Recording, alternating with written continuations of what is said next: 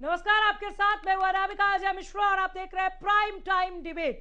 War के बाद अब रूस और यूक्रेन ने बातचीत की टेबल पर आने के संकेत दिए हैं, एक इशारा दिया है। रूस ने कहा है कि अगर यूक्रेन सरेंडर करता है तो बातचीत संभव है।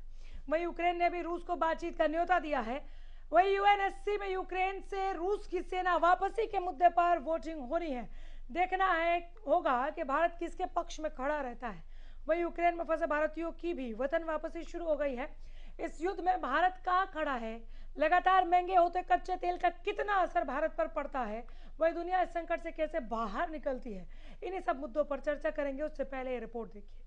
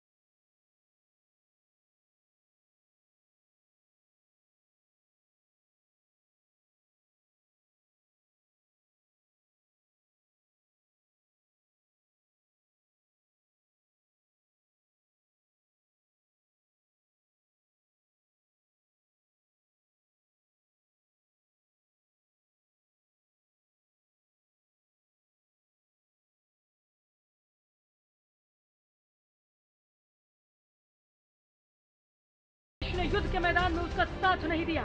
रूस के साथ युद्ध में यूक्रेन अकेला पड़ गया है। जर्मनी, ब्रिटेन, फ्रांस और अमेरिका खुलकर रूस के खिलाफ आए तो हैं, लेकिन अमेरिका ने युद्ध में यूक्रेन की सैनिक मदद से साफ इनकार कर दिया। वहीं यूएनएससी में यूक्रेन से रूसी सैनिकों की वापसी पर वोटिंग भी होनी है। वैश्विक सियासत में जारी उथल पुथल के बीच भारत फिलहाल इस मामले पर न्यूट्रल रुख अपनाए हुए है। कल पीएम मोदी ने इस संकट पर एक हाई लेवल बैठक भी ली, जिसके बाद पीएम मोदी ने राष्ट्रपति पुतिन से बात की थी। इसी कड़ी में रूस ने उम्मीद जताई कि यूएनएससी में भारत का रूस साथ देगा। वहीं चीन के राष्ट्रपति ने भी पुतिन से बात की। यूक्रेन में फंसे भारतीयों का मामला भी गहराता जा रहा है। जानकारी के मुताबिक यूक्रेन में करीब 18,000 भारतीय फंसे हुए हैं, जिनमें से करीब 2,000 हरियाणा के हैं। इनमें ज्यादातर मेडिकल स्टूडेंट्स हैं, जिनकी वतन वापसी शुरू हो गई है। विदेश मंत्रालय लगातार मामले पर नजर बनाए हुए है। मैं 2019 में यूक्रेन आया था, जफरोजिया शहर में एमबीबीएस करने के लिए, और पहले 3 साल बिल्कुल अच्छे से रहे कोविड को छोड़ के। पर फिलहाल स्थिति बहुत ज़्यादा गंभीर है और यहाँ पे 4 से 5 शहरों में बमबारी भी हो चुकी है। और जो हमारा इंटरनेशनल एयरपोर्ट है वो भी बिल्कुल, उस पर फायरिंग हुई कल रात को बहुत तेज़। और मेरा सरकार से ये निवेदन है कि हमें जल्द से जल्द एयरलिफ्ट कराया जाए। टेंशन बहुत हाई लेवल पे, स्ट्रेस बहुत ज़्यादा है, फ़ोन पे फ़ोन आ रहे हैं घर से निरंतर। कल सुबह से हमारी प्रदेश सरकार भी और केंद्र सरकार भी गंभीर तौर पर तमाम स्टूडेंट से चर्चा कर रही है। हमने तुरंत एक व्हाट्सएप हेल्पलाइन नंबर भी और सोशल मीडिया के माध्यम से भी जितनी रिक्वेस्ट आई उतने छात्रों को एम्बेसी से कनेक्ट करवाया और केंद्र के भी लोगों से हमारी चर्चा हुई है। ऑलरेडी जो 5 बॉर्डर्स यूक्रेन के साथ लगते हैं, चाहे वो सर्बिया का हो, पोलैंड का हो, अन्य देशों का हो, वहाँ की एम्बेसीज की स्पेशल यूनिट्स बॉर्डर पर तैनात कर दी गई है। कोई भी भारतीय नागरिक अगर आज यूक्रेन से बाय रोड बॉर्डर क्रॉस करना चाहता है तो उनको किसी प्रकार की दिक्कत ना हो। देखना होगा कि रूस यूक्रेन संकट कहां तक जाता है। क्या दोनों देश बातचीत के लिए टेबल पर आते हैं, या दुनिया तेजी से तीसरे विश्व युद्ध की तरफ बढ़ रही है? क्या होगा दुनिया पर इस संकट का असर? तेल के दाम बढ़ने का महंगाई पर कितना प्रभाव पड़ेगा? भारत का इस संकट में क्या रोल रहता है और इस युद्ध का भारत पर क्या असर पड़ता है? यूएनएससी की बैठक में भारत का क्या रुख रहता है? यह बड़ा सवाल है जिस पर देश के साथ साथ दुनिया भर की नजर है। Bureau report, Haryana news.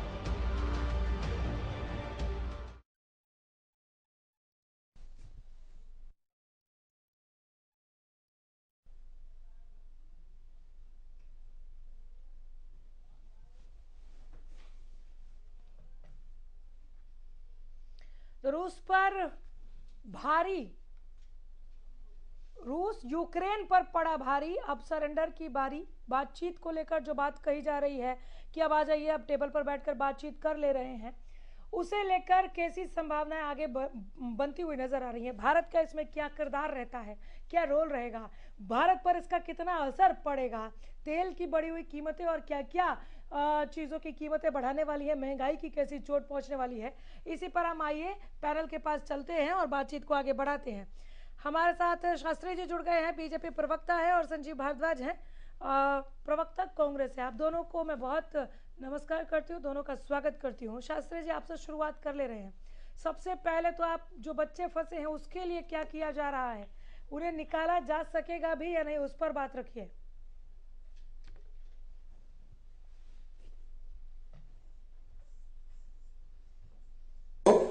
आपकी जो आवाज है, लेकिन फिर भी एक बार कहेंगे तो ठीक होगा, नहीं मैं अपनी बात रखता हूं।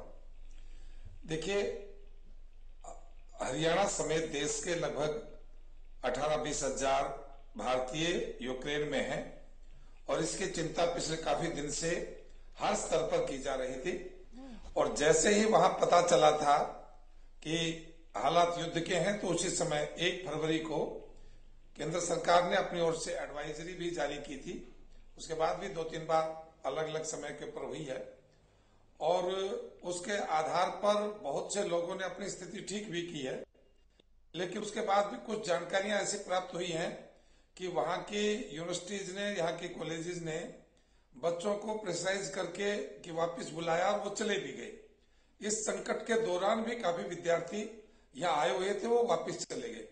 और पहले से कुछ विद्यार्थियों की ये जानकारी भी मिली कि उनको पहले आने के लिए या कुछ स्थिति के लिए तो कहा कि यहाँ बहुत ज्यादा दिक्कत नहीं है, लेकिन प्रारंभिक स्थिति को वो नहीं समझ पाए कि वहां से समय से निकलना चाहिए था। लेकिन अब जबकि बमबारी शुरू हो गई, उस समय सबकी चिंता बढ़ना स्वाभाविक था और हमारी भी चिंता स्वाभाविक है कि ऐसे में जब आसमान से बम गिरते हैं तो वहां पहचान किसी की नहीं होती कि किस पर गिरेगा, क्या होगा। लेकिन सबसे बड़ी बात यह कि इस एक दिन के हमला में प्रधानमंत्री नरेंद्र मोदी ने अपने प्रभाव का इस्तेमाल करते हुए कल ही रूस के राष्ट्रपति पुतिन से बातचीत की लगभग 25 मिनट, और उसमें से निश्चित रूप से कोई न कोई रास्ता भारतीय नागरिकों के लिए निकलेगा। और आज भारत सरकार ने भी, हरियाणा सरकार ने भी अपने हेल्पलाइन और दूतावासों को सचेत और वहां हर प्रकार की सहायता के लिए तैयार रहने के लिए कहा है। अब एयरलिफ्ट नहीं हो सकता क्योंकि वहां की स्थिति बहुत नाजुक है, तो यूक्रेन के आसपास जितने देशों की सीमाएं लगती हैं, वहां के दूतावासों को भारत सरकार ने सक्रिय रहने के लिए कहा है। और जो भी सड़क रास्ते पर किसी भी देश की सीमा में जाएंगे तो वहां भारतीय होने के इस प्रमाण के साथ ही आसानी से उनको यूक्रेन से बाहर जाने दिया जाएगा और संबंधित सरकारें उनको अपने यहाँ रखकर भारत पहुंचाने में भरपूर सहयोग करने का आश्वासन उनकी ओर से है और ये काम अभी शुरू भी है। इसलिए चिंता स्वाभाविक है, चिंता होनी भी चाहिए, हो भी रही है, और उतनी ही प्रयास उन सब लोगों को भारत वापसी लाने का है। उस क्रम में भारत सरकार अपने जिन साधनों का उपयोग कर सकती है उनके आधार पर वहां व्लादिमीर पुतिन से बात में क्या रहा, बातचीत में क्या लगातार विदेश विभाग का व्लादिमीर पुतिन से बातचीत में क्या रहा? देखिए, बातचीत में दो चीजें हैं। एक तो युद्ध में आगे क्या हो इस पर भी चर्चा, और बड़ी चर्चा हमारी इसमें ये थी कि भारतीय जो हैं उनको हम सुरक्षित कैसे लेकर आए। ये 2 विषय पर है और बड़ी मैं चिंता मानता हूं कि प्रधानमंत्री नरेंद्र मोदी ने इस विषय को लेकर रूस के राष्ट्रपति से इस बात पर चर्चा की कि भारतीय कैसे सुरक्षित यूक्रेन से निकलेंगे, क्योंकि चारों तरफ रूसी सैनिकों का घेरा भी है और यूक्रेन क्या भी है। तो यूक्रेन तो हमारे लिए वैसे सहज है और रूस के जो सेना है वो पुतिन के आदेश के बाद हमारे प्रति सहज होगी, ऐसा मुझे लगता है। संजीव भारद्वाज जी, कैसी स्थिति बनते हुए आप देख रहे हैं?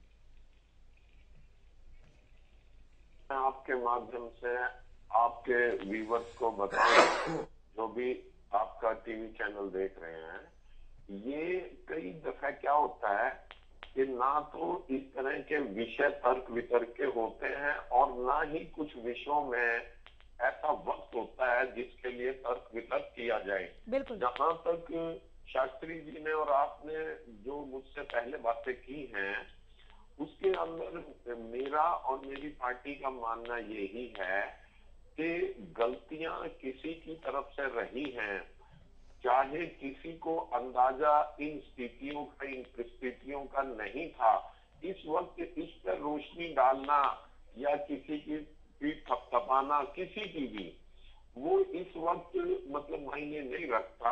इस वक्त मायने रखता है जो हमारे बच्चे, हमारे देश के बच्चे वहां इस परिस्थिति में, इस स्थिति में फंस गए हैं, उनको जल्दी से जल्दी लाया जाए ताकि कोई जान माल की हानि ना हो सके। जहां मैं ये समझता हूँ यूक्रेन की सरकार के अंदर भी, जो अभी शास्त्री जी ने बात की कि जो मेडिकल कॉलेजेस थे उन्होंने मतलब जबरन लोगों को ये कहा कुछ नहीं है, या पूरी बात मैं नहीं सुन पाया शास्त्री जी की, तो स्थिति ऐसी आ गई कि इस वक्त हमें इस विषय पर कोई तर्क वितर्क नहीं करना। ऐसा सरकार से ये गुहार लगानी है या गुजारिश करनी है कि किसी भी तरह से फौरी तौर पर, चाहे रशिया से पुतिन जी से बात की जाए, चाहे यूक्रेन की सरकार से बात की जाए, चाहे जो बॉर्डर एरियाज के अंदर यूक्रेन के जितने भी एयरपोर्ट्स लगते हैं जिस कंट्री के, बात करके कोई स्थिति भयावह हो जाए या कोई जान माल का नुकसान हो जाए, उससे पहले जिस तरह के प्रयास किए जा रहे हैं उनमें और तेजी लाई जाए। इस वक्त मैं इस विषय पर बहस करना या मेरी पार्टी इस संवेदनशील विषय पे इस वक्त कोई बात कहना उचित नहीं समझती। ठीक है शास्त्री जी, आपने देखा कि किस तरह से पूरे देश का साथ भी मिल रहा है और सभी को आपसे उम्मीद है। डिस्टर्बेंस खत्म नहीं हुआ। डिस्टर्बेंस खत्म नहीं हुई? अब सुन पा रहे हैं आप मुझे? अनामिका जी जी, ये आवाज तो आ रही है लेकिन डिस्टर्बेंस अभी भी जारी है।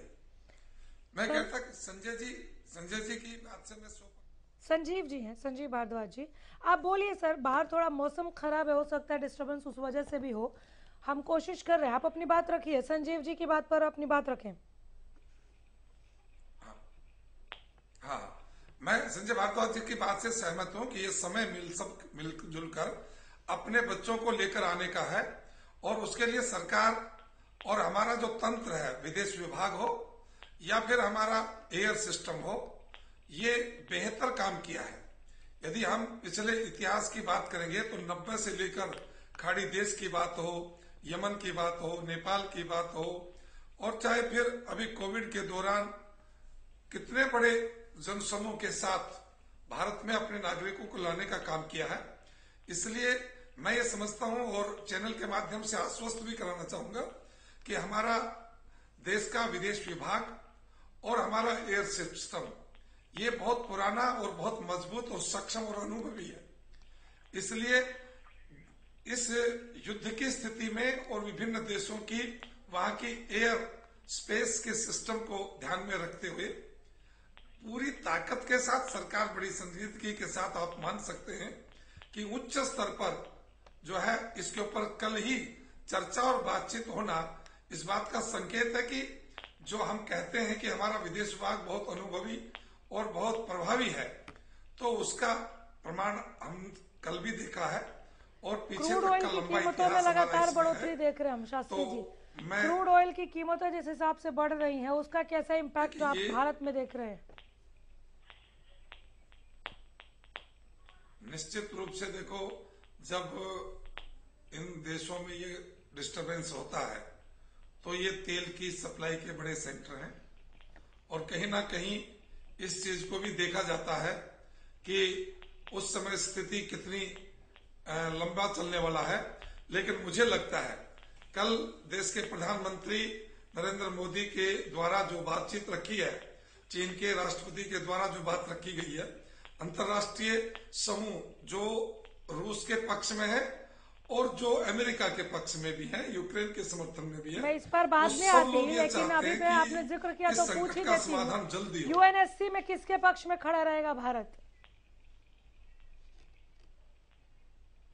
देखिए, ये तो भारत का है, लेकिन मैं समझता हूं कि हमारी भूमिका मध्यस्थ होगी, ये संकट के समाधान की होगी। हम पार्टी बनकर काम नहीं करेंगे, हम मध्यस्थता की भूमिका निभाएंगे। चलिए, बहुत बड़ी क्योंकि बात है। हमारा तो शास्त्री प्रभाव आकाश जिंदल रूस भी पर हमारे साथ उतना ही जुड़ है। गए, खिड़की बढ़िया यहाँ पर।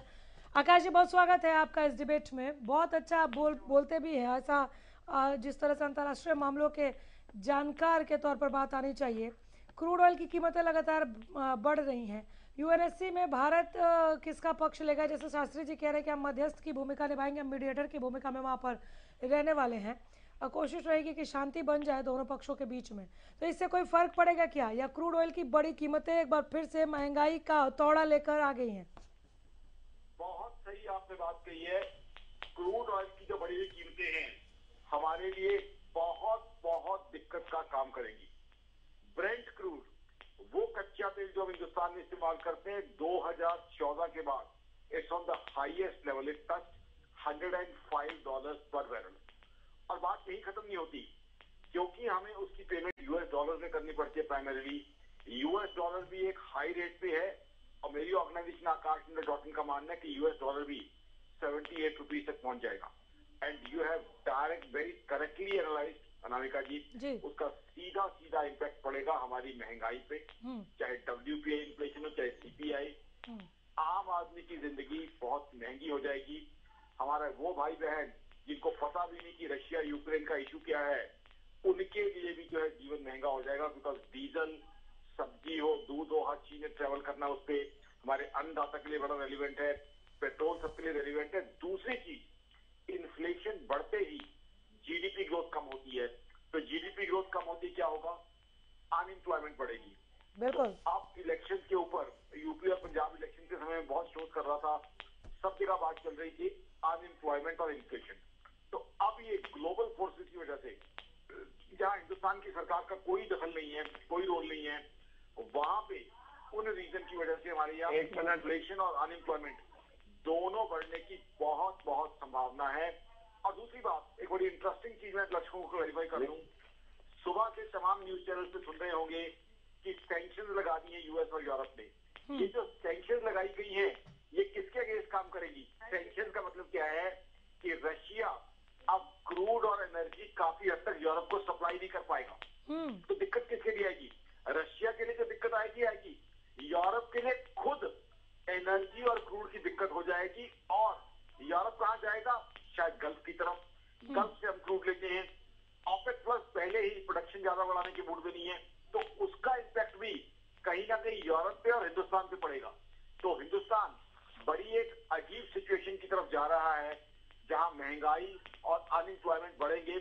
हमारी सेंट्रल गवर्नमेंट बहुत अच्छा काम कर रही है, बट फिर भी ग्लोबल फोर्सेस, पहले कोरोना 2 साल, अब ये अनफॉर्चुनेट इवेंट हिंदुस्तान की इकोनॉमी के लिए एक बहुत पेसिमिज्म और नेगेटिविटी का सिनेरियो ला रहा है। अब आ जाते हैं यूएनएससी में। यूएनएससी में देखिए, इंडिया को अपना स्टैंड ये देख के लेना पड़ेगा कि रशिया आज की तारीख में कर क्या रहा है और हिंदुस्तान को वहां क्या स्टैंड लेना चाहिए।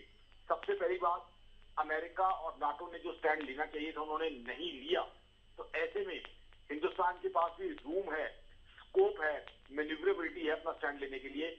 वहां हमें एक पीस मेकर का, एक न्यूट्रल पार्टी का स्टैंड लेना चाहिए, और वही जरूरी है। देखिए, रशिया और यूक्रेन की कहानी आज की नहीं है, ये कहानी डेट बैक करती है 1100-1200 साल पुरानी। मैं उतनी हिस्ट्री में किसी को नहीं लेके जाऊंगा, बट अगर हम सोवियत यूनियन की बात करें तो सोवियत यूनियन का ये हिस्सा थे। अब भी यूक्रेन का एक हिस्सा, ईस्टर्न यूक्रेन के लोग ये मानते हैं, वो रशिया के साथ अपनी एसोसिएशन मानते हैं, जबकि वेस्टर्न यूक्रेन वो अलग अपने आप को मानते हैं। तो कहीं ना कहीं यूक्रेन के अंदर भी एक मत लोग नहीं है। और आज की तारीख में जिस तरह की कैजुअलिटीज हुई हैं, और एक चीज बड़ी दर्द भरी बात बता दूं, कुछ विजुअल्स मैंने जब मैं आज ग्लोबल टीवी चैनल पे, इंटरनेशनल टीवी चैनल पे शो कर रहा था, बहुत छोटे छोटे बच्चों के देखे जो उसकी वजह से आहत हुए हैं। क्योंकि मिसाइल जब गिरती है अनामिका जी, वो ये पूछ के नहीं गिरती कि फौजी ठिकाने पे गिर रही है या उस 6 महीने के बच्चे पे गिर रही है जो माँ का दूध पी रहा है। तो वो बहुत दिक्कत का स्टैंड में लेना चाहिए। और एक और चीज, ग्लोबल इक्वेशंस चेंज हो रही है। रशिया एक बड़ी पावर के रूप में दोबारा से उभरना शुरू हो गया है और अमेरिका अपनी पावर को मेंटेन नहीं कर पा रहा है। ये सारा विश्व देख रहा है। अमेरिका ने पहले बैक किया, नाटो ने पहले बैक किया। जब रशिया ने अटैक कर दिया तो क्या किया जनाब, सैंक्शंस लगा दी। सैंक्शंस का क्या नुकसान हुआ? नुकसान यूरोप को खुद हुआ। डॉलर ट्रेड अगर रशिया की कंपनियां नहीं कर पाएंगी तो एनर्जी की डेफिशिएंसी किसके पास आएगी? यूरोपियन कंपनीज के पास, यूरोपियन कंट्रीज के पास। तो कहीं ना कहीं ग्लोबल इक्वेशन भी चेंज हो रही है। जैसे सेकेंड वर्ल्ड वॉर से पहले, और ये इक्वेशन भारत के लिए किस तरह से चेंज होंगी, अभी इसी पर रहते हैं। संजीव भारद्वाज जी, मैंने सवाल पूछा था कि क्रूड ऑयल की कीमतें लगातार बढ़ रही हैं, तो महंगाई का एक और हथौड़ा भारतवर्ष में हम देखेंगे क्या? ये चौतरफा वार होगा और वो प्रहार भारत पर भी होगा। भारत इसके लिए कितना तैयार है? संजीव जी।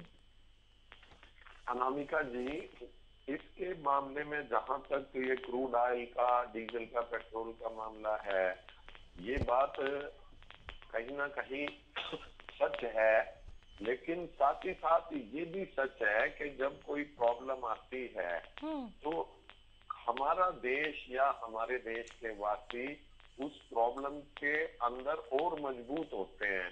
अब आप देखें, कोरोना महामारी आई और इसके साथ 2-3 महामारियां और आई, तो उससे क्या हुआ?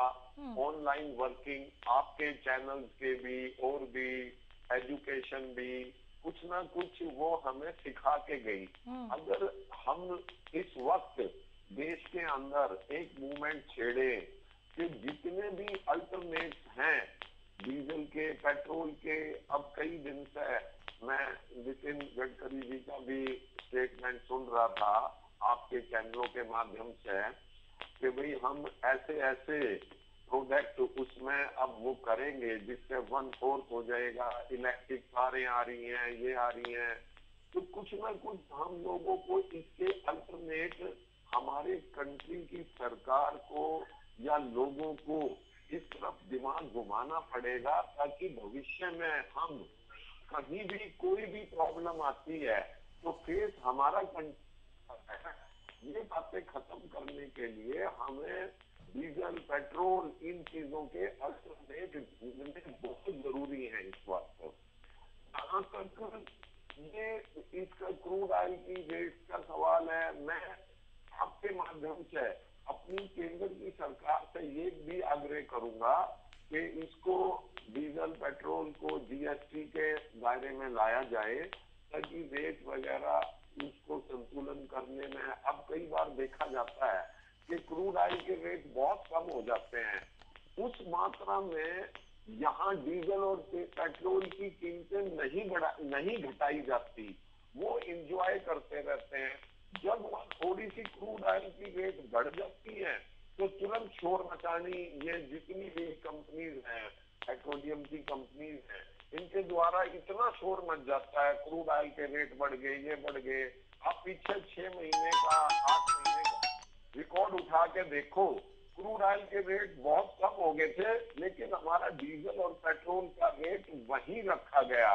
तो इसमें भी कहीं ना कहीं सरकार का नियंत्रण इसलिए कमजोर है कि तुरंत अगर ये रेट बढ़ाते हैं तो रेट क्रूड ऑयल के अगर बढ़ते हैं तो उसका अल्टरनेट और जल्दी ढूंढे। प्लस जब क्रूड ऑयल के रेट कम होते हैं तो तुरंत प्रभाव से डीजल और पेट्रोल के रेट भी कम होने चाहिए, ताकि आम जनता को उसकी डेली रूटीन की चीजों पर प्रभाव ना पड़े। जीना बहुत मुश्किल हो जाता है, ये ध्यान रखना सत्तारूढ़ दल का, चाहे वो केंद्र की सरकार है चाहे वो स्टेट की सरकार है, ध्यान करना बहुत जरूरी है इन मामलों।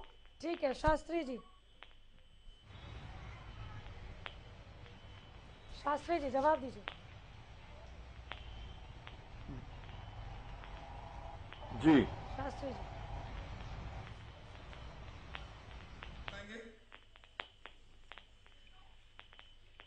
मैं शास्त्री जी को सुन नहीं पा रहा हूँ। जी जी, शास्त्री जी को सुन नहीं उन्होंने पा रहा अभी हूँ। बोलना शुरू ही नहीं किया है सर, बोलने दीजिए। हाँ बोलिए सर। मैं कह रहा हूं कि मेरे को आपकी आवाज आती है, मेरे साथी प्रवक्ताओं की आवाज नहीं आ रही। क्रूड ऑयल की बड़ी कीमतों के बाद जिस तरह की परिस्थितियां पनपेंगी, महंगाई की जो चोट लगने वाली है, उसे लेकर सभी चिंता जाहिर कर रहे हैं। आपके लिए भी चुनौती बढ़ेगी, तो उस चुनौती से आप कैसे पार पाएंगे? हम एक एक करके पॉइंट दर पॉइंट बात कर रहे हैं। इस बीच में हम नीचे ब्रेकिंग भी चला रहे हैं, जो अपडेट आ रहा है इस महायुद्ध से, वो ब्रेकिंग भी हम दिखा रहे हैं, उस पर भी धीरे धीरे आ जाएंगे। पहले आप इनको क्रूड ऑयल पर जवाब दे दीजिए। देखिए, ये तो अंतर्राष्ट्रीय जो स्थिति होती है तो उसमें सब देशों पर कुछ ना कुछ असर होता है, और भारतीय जनमानस और भारतीय नेतृत्व ऐसे संकट के समय कभी भी उसने हाथ खड़े नहीं किए, न जनता ने किए न हमारे राजनीतिक नेतृत्व ने किए। और ऐसे ही ये समय भी निश्चित रूप से हम सब के लिए, क्योंकि कोविड से बड़ा भयंकर समय आ नहीं सकता, भारतीय जनता ने, भारतीय लोगों ने उस समय को बड़े आराम से और सहज भाव से, जिस प्रकार से धैर्य से जनता ने इस समय को निकाला है, तो हम ऐसे संकटों से पार पाने का अभ्यास हमारे देश की जनता को, हमारे सिस्टम को है। और निश्चित रूप से मैं कह सकता हूँ कि आने वाली ये जो कुछ समय का, मैं इसको बहुत ज्यादा लंबा भी नहीं मान रहा। हाँ। मैं बहुत ज्यादा लंबा भी नहीं मान रहा। हाँ। क्योंकि जिस प्रकार से अंतर्राष्ट्रीय दबाव दोनों देशों पर है और उसका असर आज दिखाई दे रहा है कि दोनों देशों ने बातचीत के लिए अपने आप को तैयार करने का जो एक मैसेज दिया है कि वो यूक्रेन में अपना एक प्रतिनिधिमंडल भेजेगा बातचीत के लिए। रूस में एक प्रतिनिधिमंडल रूस की तरफ से यूक्रेन में भेजा जाएगा, तो अच्छी बात है। अगर बातचीत से हल हो जाए तो ये वॉर रुकनी चाहिए, और इसके पक्षधर हम भी हैं। आप भी कह रहे हैं हम न्यूट्रल भूमिका में रहेंगे यूएनएससी में, लेकिन यूएनएससी में सर रूस के खिलाफ निंदा प्रस्ताव पेश किए जाने की तैयारी है, तो ऐसे में आप न्यूट्रल कैसे हो सकते हैं? किसी का तो पक्ष लेना पड़ेगा। नहीं, कोई जरूरी नहीं है। हाँ। और मैं समझता हूं कि अब ऐसे समय में विश्व के किसी भी लोगों को भड़काने वाली कार्रवाई ना करके और सहज और सुलह की बात करनी चाहिए। बिल्कुल। और भारत अपनी भूमिका इस रूप में बहुत बार और अनेक जगह रखा है। और जहां नरेंद्र मोदी जी के और पुतिन जी के जो संबंध हैं, पॉलिटिकल संबंध जो रहे हैं, उनके व्यक्तिगत संबंध भी हैं, तो मुझे लगता है कि ये जो संकट है, इस संकट को पार पाने में बहुत लंबा समय नहीं लगेगा। और जिस चीज की हम चिंता कर रहे हैं, क्रूड ऑयल की बढ़ने की, महंगाई की, वो कुछ दिन के अंदर ही उसको नियंत्रण में ले लिया जाएगा। और इस पर पूरे देश की नहीं, पूरी दुनिया की भी नजर है, क्योंकि इस ऑयल सिस्टम से पूरा विश्व जो है वो प्रभावित होता है। हालांकि भारत ने अपनी आवश्यकताओं की तरफ अब इसके ऊपर निर्भरता कम करने का प्रयास किया है, और हम 1-2 साल में 2-3% तक आगे बढ़े भी हैं। अल्टरनेटिव व्यवस्थाएं भारत ने की हैं, लेकिन फिर भी बहुत बड़ी आवश्यकता जो है इस पर खाड़ी देशों पर निर्भर है। लेकिन जो परिस्थितियां आज बनी है वो कल नहीं थी, और जो आज बनी है वो आगे बढ़ेगी। निश्चित रूप से सुलह की ओर रास्ता बढ़ेगा, और विश्व जो एक टकराव की स्थिति में है वो भारत की भूमिका से एक बड़ी अपडेट ये भी आ रही है कि यूक्रेन में फंसे भारतीयों की वापसी शुरू। रक्षा विशेषज्ञ के तौर पर हमारे साथ जुड़ गए हैं रिटायर्ड कर्नल एसजे सिंह साहब, एक बार फिर मैं आपका पैनल में स्वागत करती हूँ। ये एक बड़ी राहत की खबर आ रही है कि अब वापसी शुरू। बातचीत के लिए भी दोनों पक्ष अपना अपना मन बना रहे हैं। दोनों देशों के राष्ट्रपति ने एक दूसरे को इनवाइट किया है कि आइए टेबल पे बैठ के बात कर लेते हैं, वॉर से कुछ होने वाला है नहीं। ये बहुत सही दिशा में हम जा रहे हैं। वॉर रुक जाए तो बेहतर है सभी के लिए, पूरे विश्व के लिए। जी असल में मैडम ऐसा है कि क्योंकि हमारे प्रधानमंत्री का और पुतिन का इतना अच्छा रिलेशंस है आपस में, अगर आपको ध्यान हो, आपने काफी कवरेज करा है कि जब प्रधानमंत्री जी को पुतिन का एक पर्सनल मैसेज आया, टेलीफोन से उन्होंने बात करी कि मैंने जो है अपना अटैक कर दिया यूक्रेन के ऊपर, और किसी भी कंट्री को उन्होंने ये बात नहीं बताई। और उनका उनके साथ में इतना संबंध है, घनिष्ठ संबंध है, कि उन्होंने उनको बताया कि मैंने उनको हमला कर दिया है। और वहां से अगर आप देखें, यूक्रेन ने हमारे को यूएन में और बाकी जगह भी हमारे को बहुत अपोज किया है, परंतु यूक्रेन हमेशा हमारी मदद चाह रहा है। ऐसे मौके में, जैसे हमने पहले भी बात करी थी, ऐसे मौके के अंदर ये पॉसिबल नहीं है कि हम अपनी फौज या किसी और को वहां पे भिजवाएं।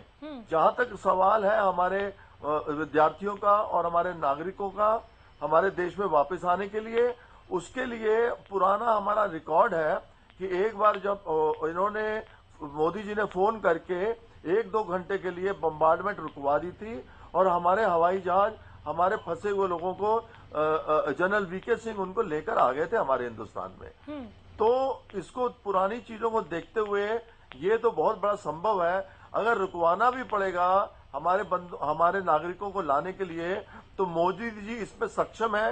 वो बम्बार्डमेंट रुकवा देंगे, एयरपोर्ट खुलवा देंगे अगर कहीं ना कहीं का, और हमारे जैसे आपने बताया आने शुरू हो गए हैं, हमारा एक भी नागरिक वहां पे नहीं बचेगा जो कि हमारे देश में वापस नहीं आएगा।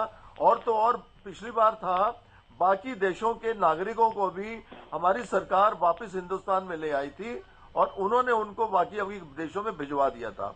तो उसके लिए मोदी जी का जो आपसी उनका संबंध है, उसकी वजह से हमें बिल्कुल निश्चिंत रहना चाहिए कि हमारे नागरिकों को, मैं समझता हूं, किसी भी किस्म की तकलीफ नहीं होगी और वो सब सुरक्षित वापस आ जाएंगे। आकाश जिंदल जी, यूक्रेन को लेकर नाटो की ये बैठक मेरा अभी भी मानना चल है। रही है। बिल्कुल सर, आ जाऊंगी दोबारा। नाटो की बैठक चल रही है यूक्रेन संकट को लेकर। नाटो को लेकर भी बार बार कहा जा रहा है आप यूक्रेन में अपनी ज्यादा भूमिका मत दिखाइए। इस तरह की स्थितियां क्यों बन रही हैं? देखिए, बहुत ही आपने रेलिवेंट क्वेश्चन ऐसा है कि मैडम की आकाश जिंदल जी से सवाल है। मैं आकाश जिंदल बोल रहा हूँ, कृपया मुझे बोलने का मौका दीजिए। बोलिए, आप बोलिए। प्रश्न आकाश जिंदल से पूछा गया है। हाँ, आप बोलिए। तो नाटो की जो है रोल इसमें बड़ा इंपॉर्टेंट आ जाता है, बिकॉज नाटो कोई पॉलिटिकल अलायंस ना हो के एक मिलिट्री अलायंस है। तो ऐसे में जब रशिया इन्वेड करता है यूक्रेन को, उसके बाद भी नाटो की तरफ से मात्र स्टेटमेंट आती है और एक मिलिट्री अलायंस मिलिट्री एक्ट नहीं करता, रिटेलिएशन नहीं करता, किसी तरह की रेजिस्टेंस नहीं देता। तो ये बात जो है बहुत सोचने और विचारने लायक है। मेरा तो ये मानना है ना सिर्फ नाटो बल्कि यूएस और यूएन सबके ऊपर क्वेश्चन मार्क आ जाते हैं। यूएन जैसी ऑर्गेनाइजेशन सेकेंड वर्ल्ड वॉर के बाद की बात जो बाकी कंट्रीज को प्रिवेल अपॉन करके पीस को ला सके, आज वो यूएन जैसी ऑर्गेनाइजेशन बहुत ज्यादा कुछ रिजल्ट नहीं निकाल पा रही है। नाटो की तरफ से एक एक्सपेक्टेशन थी कि एक रिटेलिएशन होगी, यूक्रेन को सपोर्ट मिलेगी, जबकि यूक्रेन लगातार सपोर्ट मांग रहा है। तो वहां से उस तरह की सपोर्ट नहीं आ पाई मिलिट्री एक्शन की, यूएस से सपोर्ट नहीं आ पाई। तो आई थिंक एक बड़ी क्लासिक सिचुएशन पैदा हो रही है जहां पे रशिया अपनी पावर को एजर्ट कर रहा है, रशिया अपनी सुप्रीमेसी दिखा रहा है, और दूसरी तरफ से यूएस और नाटो उसको उस तरीके से उसको रिटेलिएट नहीं कर पा रहे हैं, उसके अगेंस्ट उस तरीके से स्टिफ रिस्पॉन्स नहीं दे पा रहे हैं। और अब बात यह आ जाती है कि नाटो की जो अलग अलग कंट्रीज हैं उनके अंदर कितनी आपस में कोहेसिव एटीट्यूड है, एक साथ काम करने की या एक तरह की राय रखते हैं कि नहीं। मेरा तो ये मानना है कि एक मिलिट्री अलायंस है और नाटो की अगर कंट्रीज का ब्रेकअप करके देखें, हर कंट्री के अपने इंटरेस्ट है, अपना थॉट प्रोसेस है, और बहुत जगह कंट्रीज के अंदर आपस में कॉन्फ्लिक्ट, थॉट प्रोसेस में कॉन्फ्लिक्ट, वे ऑफ थिंकिंग में कॉन्फ्लिक्ट, वे ऑफ वर्किंग में कॉन्फ्लिक्ट, और जो कंट्री का एक फंडामेंटल एट्रीब्यूट हम कहें उसके अंदर भी काफी मुझे वेरिएशन दिखाई देता है। तो कहीं ना कहीं नाटो को अगर एक पावरफुल बॉडी बनना है तो नाटो के अंदर एक डिसीजन मेकर होना चाहिए जो डिसीजन लेके इंप्लीमेंट कर सके। अदरवाइज क्योंकि वेरिड इंटरेस्ट हैं, वेरिड थिंकिंग है, वेरिड लाइंस ऑफ एक्टिविटी है, तो नाटो एक मिलिट्री अलायंस के रूप में मेरे हिसाब से इस सारे एपिसोड में एक अनसक्सेसफुल मिलिट्री अलायंस, एक non result oriented military alliance के रूप में सामने आया है। दूसरी बात जहां पे बात की जा रही है कि यूएस की तरफ से या सिक्योरिटी काउंसिल में क्या एक्टिविटी होगी, कहां पे पीस आएगी, मेरा ये मानना है, मेरी ऑर्गेनाइजेशन आकाशजिंदल.in का, कि रशिया बहुत ज्यादा अंदर नहीं जाएगा। वो एक लेवल पे डैमेज करने के बाद उसको सिर्फ अपने आप को एजर्ट करना है, वहां से वो पुल आउट करेगा। बिकॉज कहीं ना कहीं ग्लोबल ह्यूमन राइट्स की बात भी आएगी, कहीं ना कहीं सिविलियंस की टॉलरेंस की बात भी आएगी, तो वो वहां से कहीं ना कहीं पुल आउट करेगा। उसको सिर्फ एक सिग्नल देना है, उसको सिर्फ एक एजर्टिव एटीट्यूड दिखाना है अपना कि हाँ, जो कंट्रीज मेरे साथ थे उनको मैं अपने साथ मिला रहा हूं, और नाटो को स्ट्रॉन्ग मैसेज देना है कि हाँ, ये कंट्री नाटो अलायंस के अंदर नहीं जाएगी। तो कहीं ना कहीं रशिया अपने प्लान में जो मैसेज वो दुनिया को डिलीवर करना चाहता था, यूक्रेन को डिलीवर करना चाहता था, यूक्रेन में जो लोग रशिया की बात से सहमत नहीं थे, वेस्टर्न यूक्रेन के लोग, उनको देना चाहता था, उसमें रशिया मुझे कहीं ना कहीं टेबल पर जाने का संकेत दे रहा है। तो ये भी कह रहा है रूस कि पश्चिमी देशों के हर प्रतिबंध का करारा जवाब देंगे। आकाश जी। जी हाँ, बिल्कुल, ये बड़ी इंटरेस्टिंग बात है। इस चीज को इसको देखना पड़ेगा कि वो प्रतिबंध जो है, जो सैंक्शन जो है, वो रशिया के लिए, पश्चिमी देशों के लिए। अगर उस सैंक्शन को देखें, इकोनॉमिकली सैंक्शन क्या है? डॉलर ट्रेड कई जगह पे रशिया नहीं कर पाएगा, उससे इम्पैक्ट कौन होगा? एनर्जी और क्रूड में रशिया प्रोड्यूसर्स में से बड़े लेवल पे है, एक्सपोर्टर्स में बड़े लेवल पे है। तो रशिया के नुकसान के साथ साथ वो यूरोप का भी नुकसान होगा। वो कड़े प्रतिबंध, देखिए बड़ी सिंपल बेसिक भाषा में कहता हूँ, अगर एक दुकानदार का सामान नहीं बिकता तो उसका तो नुकसान होता ही होता है, लेकिन जो कस्टमर भी दुकानदार के पास जाता है उसे आवाज नहीं आ रही है अनामिका जी। आपकी आवाज धीरे धीरे एकदम बंद हो गया। आकाश जी, मैं आपके पास आ जाती हूँ। सिंह साहब, कर्नल साहब, हाँ, मैं कुछ बोल सकता हूँ मैडम? बिल्कुल, आप ही की प्रतिक्रिया के लिए आई हूँ, बोलिए। अच्छा, हाँ, असल में क्या है, जब से रशिया जब ये यूएसएसआर से टूटा है, तब से ये चुपचाप बैठा हुआ था और ये अपनी पावर को सोच रहा था कि मेरी पावर जो है लूज होती जा रही है। और वर्ल्ड पॉलिटिक्स के अंदर अमेरिका बहुत बड़ा रोल कर रहा था। हाँ। उसने अफगानिस्तान के अंदर किया, ईरान के अंदर किया, पूरा वर्ल्ड उसको देखता रहा और कोई भी उसको रोक नहीं पाया। उस वजह से अभी पीछे चाइना ने भी बोला है कि इसको मैं अटैक नहीं मानता हूं। जब अमेरिका का अफगानिस्तान के ऊपर और ईरान के ऊपर जब वो था, उसको अटैक नहीं मान रहे थे, उन्होंने अपनी ताकत को दिखाया। उसी प्रकार से जो खोई हुई ताकत यूएसएसआर की, उसको पुतिन जो है किसी भी कीमत पे वापस लेना चाहते हैं। उनका एम नंबर 1 ये है। नंबर 2, उन्होंने ये कह दिया था, जैसे आपने बताया, कि कोई भी कंट्री अगर इसके अंदर इंटरफेयर करेगा तो उसको करारा जवाब दूंगा मैं। इसका मतलब है उनकी तैयारी पूरी थी कि कोई भी कंट्री करेगा तो मैं करारा जवाब दूंगा। और इससे पहले नेटो और अपना यूएस प्रेसिडेंट, इन्होंने बहुत ज्यादा उनको वार्निंग दी, आप हट जाइए, और चारों तरफ से घेरने की भी कोशिश करी, परंतु पुतिन ने वो हटने के पीछे नाम नहीं लिया उसने। अब वर्ल्ड वॉर को बचाने के लिए इन्होंने, यूएस प्रेसिडेंट ने अपने आप को बोल दिया कि मैं इस लड़ाई के अंदर फिजिकली शामिल नहीं होऊंगा, मैं सैंक्शन लगा दूंगा, बाकी नेटो कंट्री भी सैंक्शन लगा देंगे। और वो लोग इसमें विलिंग नहीं थे, क्योंकि अगर वो आ जाते तो रशिया ने उनको पीछे नहीं हटना था, तो ये वर्ल्ड वॉर के चांसेस बहुत ज्यादा बन रहे थे।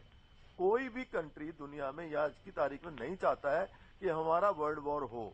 इकोनॉमी खत्म हो जाएगी, आदमी खत्म हो जाएंगे। अभी देखिए 200 आदमी वहां पे मारे गए, और ये जो जान मार को बचाया जा सकता है, परंतु उनको ये बताना कि मैं तुम्हारा बड़ा भाई हूं, आप लोग मेरी बात को मानो, अगर नहीं मानोगे तो ये जो मैंने किया है ये और करूंगा।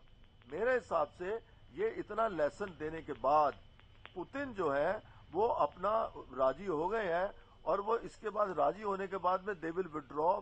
अभी ये देखिए ना, उन्होंने उनका न्यूक्लियर इतना बड़ा एरिया कब्जे में कर लिया, और ताकि वो न्यूक्लियर से अपना इस्तेमाल ना कर सके। और जो आर्टिलरी होती है, आर्टिलरी जो है हमारी आर्मी की, वो दूर तक गन से प्रहार करती है। तो उन्होंने जो है आर्टिलरी का एम्युनिशन, आर्टिलरी का डंप पूरा का पूरा कब्जे में कर लिया, ताकि ये दूर से हमारे ऊपर लड़ाई झगड़ा ना कर सके। अब ये जब हो गया, और वो यूक्रेन आज की तारीख के अंदर बिल्कुल दब गया, किसी ने उसकी मदद नहीं करी, सबने उनको प्रॉमिस करा। ये ऐसा हुआ जैसे बचपन में हम लोग करते ना कि चलो आगे जाके लड़ो लड़ो लड़ो लड़ो, मैं तुम्हारे साथ हूं, मैं तुम्हारे साथ हूं। जब लड़ाई होती है तो पीछे मुड़ के जब वो देखते हैं, उनके साथ में कोई नहीं है। यूक्रेन के साथ में एग्जैक्टली वैसा हुआ। सबने उनको बढ़ाया कि आप चलिए, आप लड़ाई करिए, हम देख लेंगे, आप फिक्र मत करिए, हम इनको मार डालेंगे, हम सब कुछ करेंगे। उसमें जो यूक्रेन को ताकत थोड़ी सी मिली। अब यूक्रेन अगर आप देखिए उनकी पूरी मिलिट्री पावर और बाकी पावर्स के देखते हुए वो रशिया के सामने तो बिल्कुल कुछ भी नहीं है, बहुत छोटा है।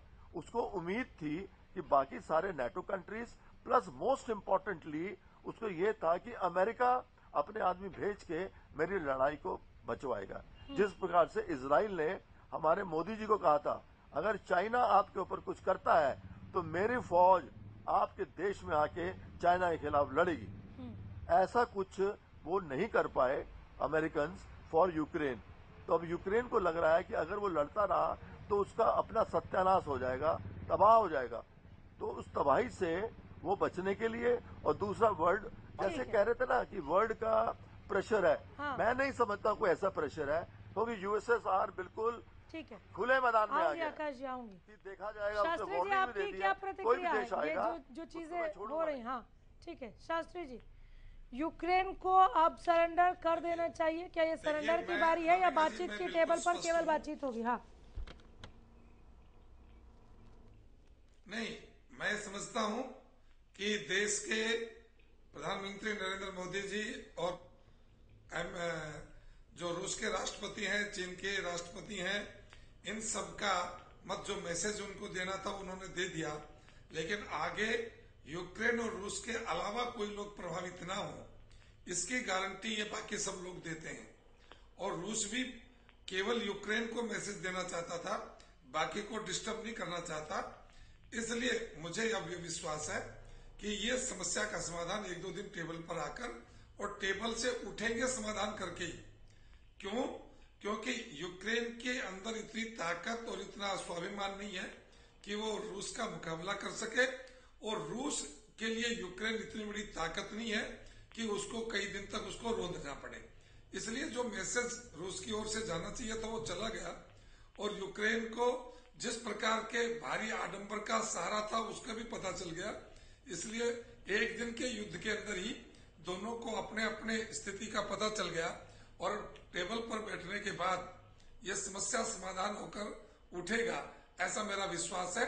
और हम जिन आशंकाओं की चर्चा कर रहे हैं, उन आशंकाओं के बादल भी 5-7 दिन के अंदर छट जाएंगे, और विश्व के अंदर जो बहुत बढ़िया हो जाएगा सर अगर ये आशंकाओं के बादल रहे और छट जाए, बहुत आगे बढ़ेगा। हाँ नहीं, ये आशंकाओं के बादल छट जाए, इसी में भलाई है सभी की। संजीव जी। अनामिका जी, हाँ। मैं अपने सभी प्रवक्ता साथियों को सुन रहा था, जिसमें मुझे ये महसूस हुआ कि हम ये ना समझे कि आज ही कोई सत्तारूढ़ दल ने रशिया के साथ, रूस के साथ या पुतिन जी के साथ अच्छे रिलेशन रखते हैं।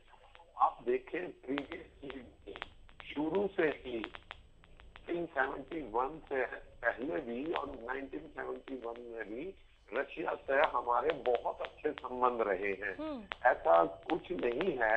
लेकिन जहां तक जान माल का हिसाब से पहले ही 2 लाइनों में अपने कहा कि इस वक्त तर्क वितर्क का ना तो विषय है और ना ही समय है। हमें अपने बच्चों की जान माल की रक्षा के लिए जितने भी कदम सत्तारूढ़ दल, हमारी सरकार उठा सकती है, हमारे आदरणीय प्रधानमंत्री जी के माध्यम से जो भी उठा सकते हैं, हमें उठाने चाहिए। इस वक्त हम कोई बात नहीं करेंगे। और जहां तक यूक्रेन की इस परिस्थिति का सवाल है, इस स्थिति का सवाल है, मैं उसके बारे में इतना ही बोलूंगा कि उन्होंने बहुत जल्दी अपने, जैसे हरियाणवी में कहते हैं ना, मूंछों की लड़ाई की वजह से या अपने आप को बहुत ताकतवर साबित करने की वजह से मैं नाटो का सदस्य बन जाऊंगा, अब मेरा क्या बिगाड़ेंगे, ये करेंगे वो करेंगे, ये मतलब अपने कद को देखते हुए उन्होंने ये निर्णय नहीं लेना चाहिए था, लड़ाई तक नौबत को नहीं आने देना चाहिए था। आज वो अगर हमारे भारतवर्ष को कुछ कहे कि जी आप हमारी मदद करो या वो करो, हम इस वक्त वाकई इस परिस्थिति में, मैं सब प्रवक्ता साथियों की बात से सहमत हूँ, हम इन परिस्थितियों में नहीं हैं कि किसी एक के पक्ष में हम कोई बात बोले। हम तो हमेशा यही चाहेंगे, हमारा सत्तारूढ़ दल भी, विपक्ष भी, कि किसी न किसी तरह से ये लड़ाई कहीं भी, सवाल यूक्रेन और रूस का नहीं है, कहीं भी पूरे संसार में लड़ाई ना हो, किसी बात का हम डर है, हम भारतवर्ष के भारतवासी के लड़ाई ना हो, और हमें न्यूट्रल रह के ही इनके बीच में शांति वार्ता शुरू करने के लिए जितना भी प्रयास हम लोगों से बनेगा, हम लोग यकीन रखते हैं सत्तारूढ़ दल से कि वो करेगा। एक की तरफ बोलने का समय नहीं है। बिल्कुल ठीक है। आकाश जी, ठीक, देखिए सबसे इम्पोर्टेंट बात, रशिया ने अपना टारगेट अचीव कर लिया है।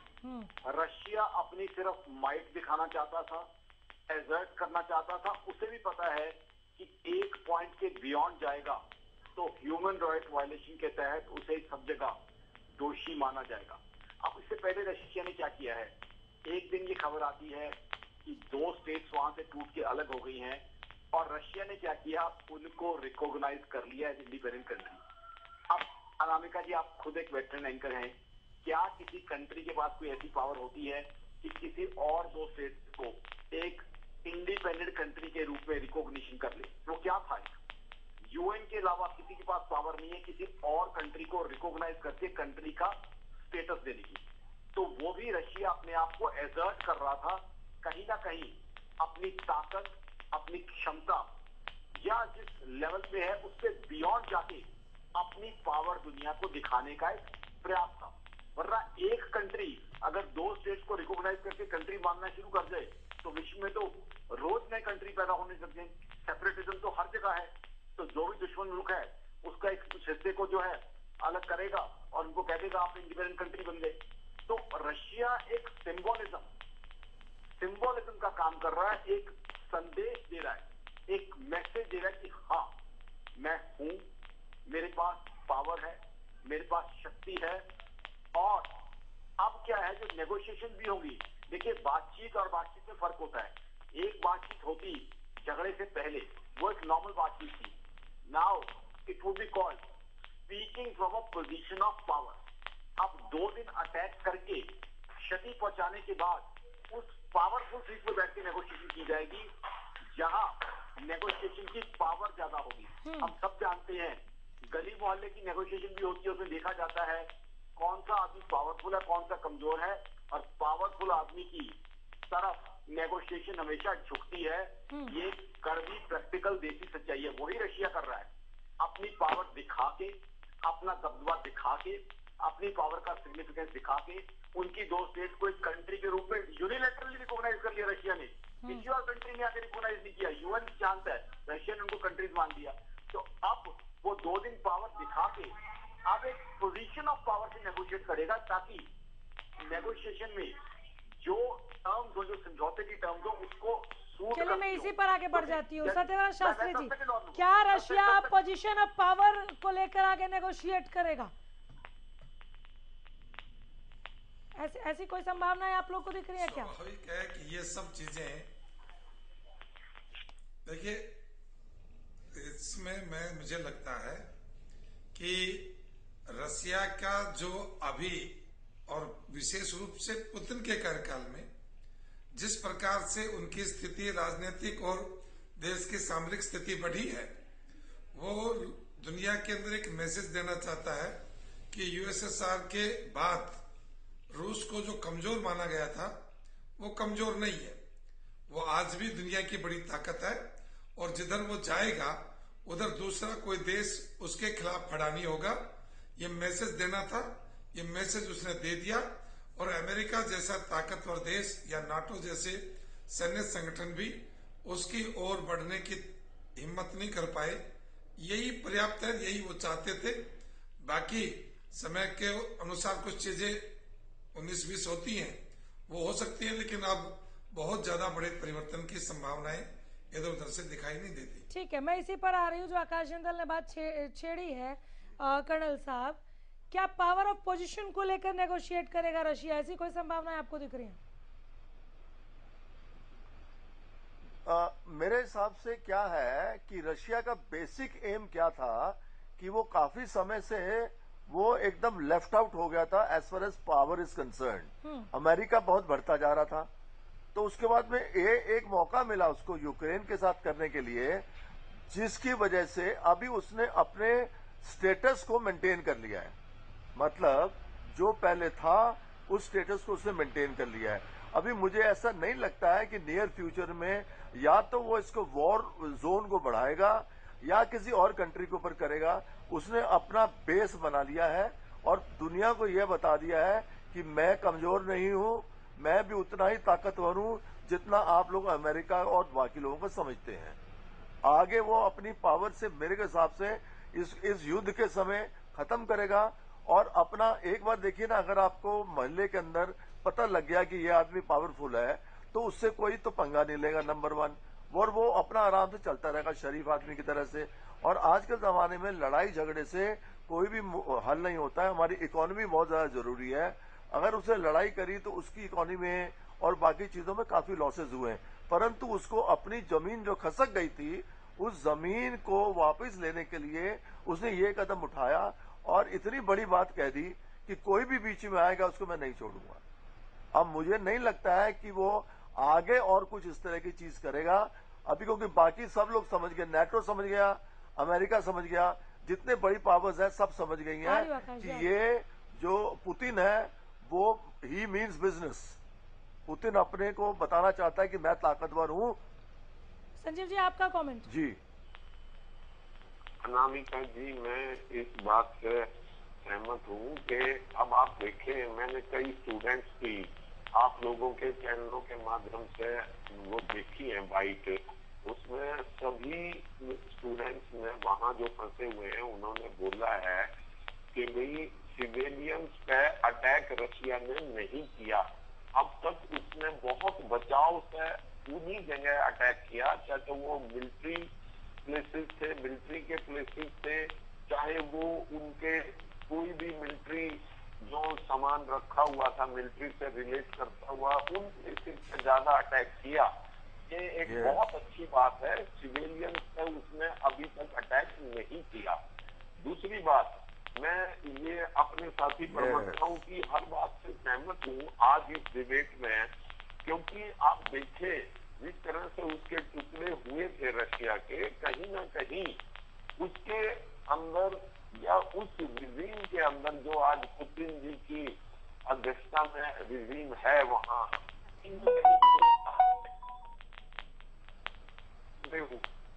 हमें ये दिखाना चाहिए। उसके बावजूद यूरोपियन कंट्रीज, ये नाटो वगैरह ये कोशिश कर रहे थे कि इन कंट्रीज को और पावरफुल कर दे ताकि ये रशिया को और तोड़ दे। तो ये जो अटैक हुआ है या ये मैं ये समझता हूँ ये यूक्रेन के सिविलियंस पर नहीं हुआ। कई टीवी चैनलों के माध्यम से हमने ये भी देखा है, ये भी कहा गया है कि रशियन भाषा बोलने वाले यूक्रेन में भारी संख्या के अंदर हैं, भारी परसेंटेज के अंदर हैं। तो इन सब बातों का ध्यान में रखते हुए अब स्थिति जो हमारे कंट्री की आदरणीय मोदी जी की या कहीं किसी भी लीडर की जो सत्तारूढ़ दल में है, पोजीशन ये आएगी कि ये दोनों अगर अकेले ही बैठते हैं, यूक्रेन और रशिया किसी टेबल पर अकेले बैठकर कोई किसी निर्णय पर पहुंचते हैं, ऐसा संभव मुझे नहीं लग रहा। ठीक है आकाश जंगल जी, इस पर आप क्या कहेंगे? अकेले एक टेबल पर अगर ये दोनों बैठेंगे रशिया और यूक्रेन, तो कोई हल संभव नहीं दिख रहा है। संजीव जी को आपको क्या दिख रहा है? मेरे हिसाब से रशिया यूक्रेन अकेले टेबल पे बैठेंगे वही हल होगा। क्यों? क्योंकि एक चीज गौर करने लायक है, मेरे सभी साथी भी मान रहे हैं, सिर्फ आपके चैनल पे नहीं बाकी चैनल पे भी जो मैंने बात रखी है कि एक तो रशिया की पोजीशन स्ट्रांग हो रही है और no prizes for guessing Russia के अंदर किसकी पोजीशन स्ट्रांग हो रही है? रशिया के अंदर व्लादिमीर पुतिन साहब की पोजीशन स्ट्रांग हो रही है। तो पुतिन साहब के दो निशाने बहुत सही लगे हैं। एक तो उनकी कंट्री की पोजीशन दुनिया के अंदर बहुत स्ट्रांग बन गई है, एक उनकी पोजीशन एज अ नेशनलिस्ट। चलिए जल्दी खत्म कीजिएगा, 10 सेकंड में वाइंड अप करना है। हाँ जी, तो मेरे हिसाब से ये अक्रॉस द टेबल बैठेंगे और नेगोशिएशन होगी। नेगोशिएशन वो होगी जहां इनके फायदे की बातों को माना जाएगा, अपनी बातें मनवाएंगे समझौते में। समझौते और समझौते में बहुत डिफरेंस होता है। ये समझौता ऐसा होगा जो रशिया की फेवर का होगा, इसे थर्ड पार्टी की जगह नहीं होगी। वो यूक्रेन के साथ बैठेंगे और यूक्रेन को पीस देने के बदले, शांति देने के बदले अपनी बातें मनवाएंगे। ऐसा मुझे टारगेट लगता है और यही कल या परसों आप हमारे सामने होगा। तो चलिए, बहुत शुक्रिया आप सबों का, बहुत धन्यवाद। आप लोग पैनल का हिस्सा बने और इस तमाम बातचीत के लिए मैं आप सभी का शुक्रिया अदा करती हूँ।